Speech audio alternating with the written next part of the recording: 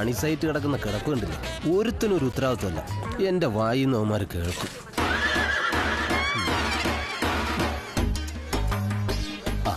Cement കയ്യിലൊക്കെ തേച്ചേക്കാം. Sir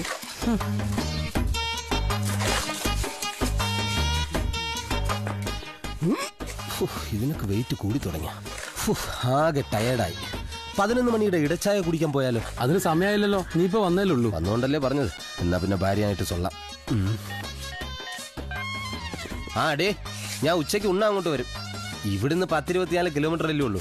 ഞാൻ തിരിച്ചു വന്ന് പണിക്ക് കയറിക്കോളാം. എന്റെ സോമ, നിന്ന് വാചടിക്കാതെ വിത്തി ഒന്ന് ഫിനിഷ് ചെയ്യും. പുതിയ സൂപ്പർവൈസർ വന്നിട്ടുണ്ട്, ഇല്ലെങ്കിൽ അയാൾ നമ്മളെ ഫിനിഷ് ചെയ്യും.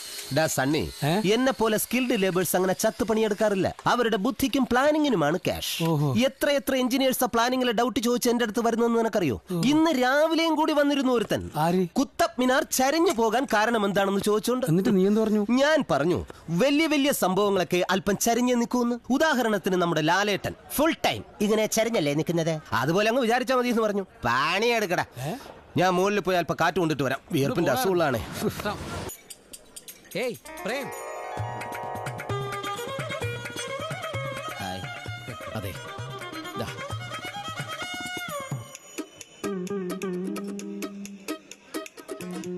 ഈ ഫോട്ടോ കാണുന്നത് ഇവനാണ്.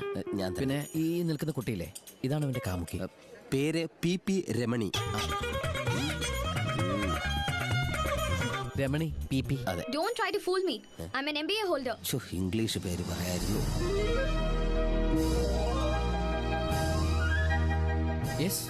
Yes I know. ഫ്രണ്ടായിട്ടും ഇവൻ എന്റെ ബാച്ചിലേഴ്സ് പാർട്ടിക്കൊന്നും കണ്ടില്ലല്ലോ എന്നല്ല ആലോചിക്കുന്നത്. ഇവൻ സ്വന്തം ഭാര്യ മക്കളെ ഉപേക്ഷിച്ച്. ഞാൻ ഉപേക്ഷിച്ചതല്ല, എന്നെ കൊണ്ട് ചെയ്യിപ്പിച്ചതാ കാമുകി. PP രമണി. ഇത് കഷ്ടം. അതിന്റെ പേരിൽ ഞങ്ങൾ ഫ്രണ്ട്സ് എല്ലാവരും ഇവനുമായിട്ടുള്ള ബന്ധം അങ്ങോട്ട് കട്ട് ചെയ്തിരിക്കുകയായിരുന്നു. ഇപ്പോ എനിക്ക് എന്റെ കുടുംബം വേണം, കാമുകിന്ന് രക്ഷിക്കണം എന്നൊക്കെ കരഞ്ഞു വന്ന് പറഞ്ഞ എന്ത് ചെയ്യും? അതിനുവേണ്ടി ഇവന്റെ കൂടെ അവളെ കാണാൻ പോയതാ. ഒടുക്കത്തെ ആത്മാർത്ഥ. ഞാൻ ഒരു തെറ്റേ ചെയ്തിട്ടുള്ളൂ. ഇക്കാര്യം ഞാൻ തന്നോട് തുറന്നു പറഞ്ഞില്ല. ക്ലയന്റ് മീറ്റിങ്ങിന് പോവുമെന്ന് ഞാൻ കള്ളം പറഞ്ഞു. ശരിയാ, അത് സ്വന്തം ഭാര്യ മക്കളെ ഉപേക്ഷിക്കേണ്ടി വന്ന ഈ ഉപേക്ഷിച്ചതല്ല, എന്നെ കൊണ്ട് ചെയ്യിപ്പിച്ചതാ കാമുകി. PP രമണി.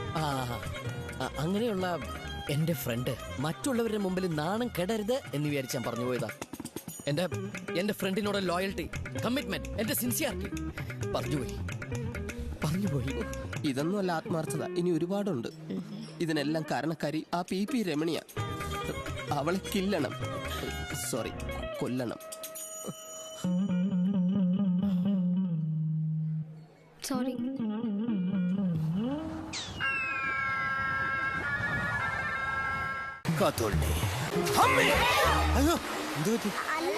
ഞാൻ പ്രാർത്ഥിച്ചാണ് പേടിപ്പെടുത്താനായിട്ട്. പൂവെല്ലാം കൂടെ എന്റെ നെഞ്ചത്ത് നോക്കേണ്ടി വന്നില്ല.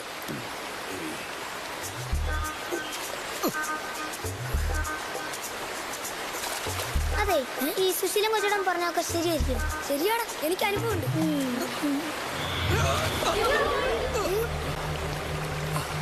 പാവം വിശ്വസിച്ച് പതിവില്ലാത്ത അടിയൊഴുക്കാണല്ലോ ഇന്ന്.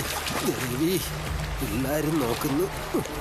ഇതിനെക്കാളും പണിയെടുത്ത് ജീവിക്കുന്ന എന്നാ നല്ലത്.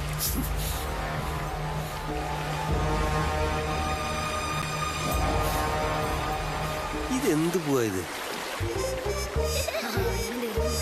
ദേവി സബരിലമുറ.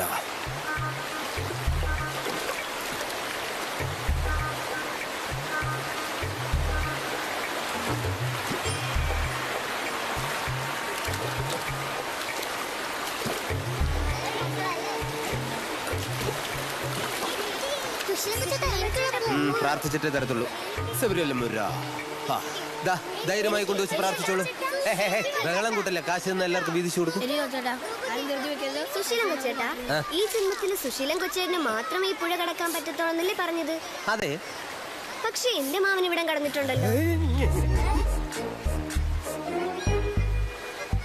ഈ പുഴയാ? ഈ പുഴ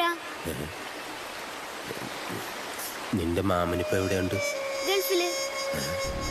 അതാ കണ്ടില്ലേ ദേവിയുടെ ശക്തി.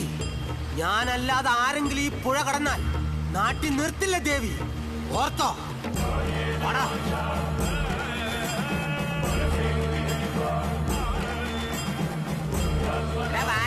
വിളിച്ചോണ്ടിരിക്കാതെ